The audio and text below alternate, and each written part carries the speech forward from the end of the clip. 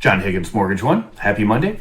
So we did not see a continuation of the trend that we kind of came out of 2023 with, where rates week over week for the last 2 months or so seem to get better each week.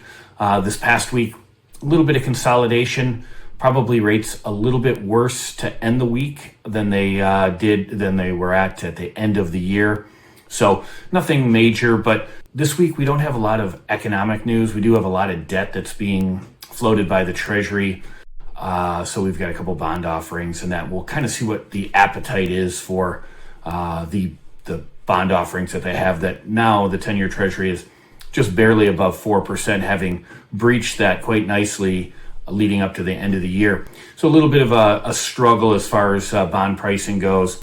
Again, our rates might be a little bit worse, but this is not to be unexpected, I guess, because when you have a rally like we had in the bond market, the news that I read was the best bond market in 40 years.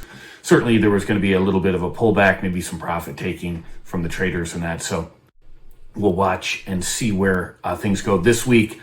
But again, right now, rates as good as we've seen in many months. You'd have to go back mid-year of 2023, maybe even the spring.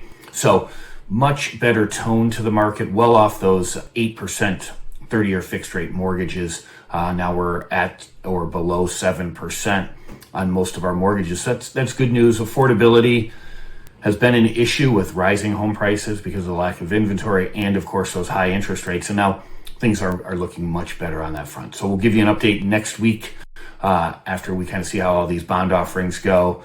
And we'll keep the faith that, as we move through the spring here, we'll get a better indication of when the Fed is going to cut rates next. I think there's no talk about raising rates.